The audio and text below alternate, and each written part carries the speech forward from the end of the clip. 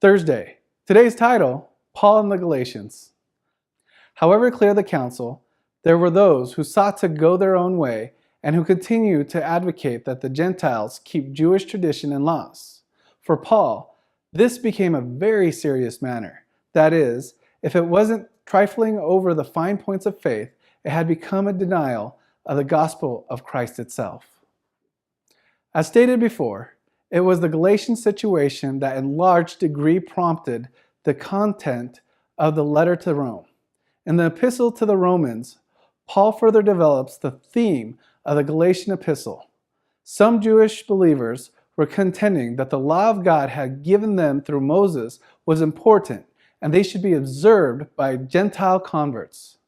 Paul was trying to show its true place and function.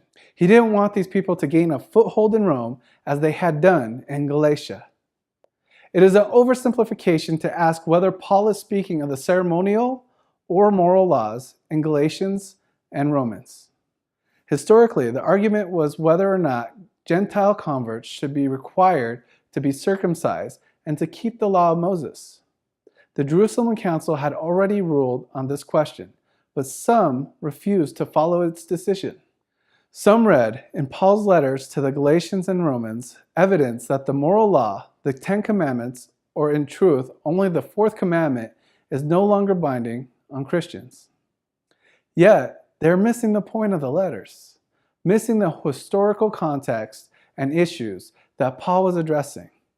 Paul, as we'll see, stressed that salvation was by faith alone and not by keeping of the law, even the moral law. Yet, this isn't the same thing as saying that the moral law shouldn't be kept.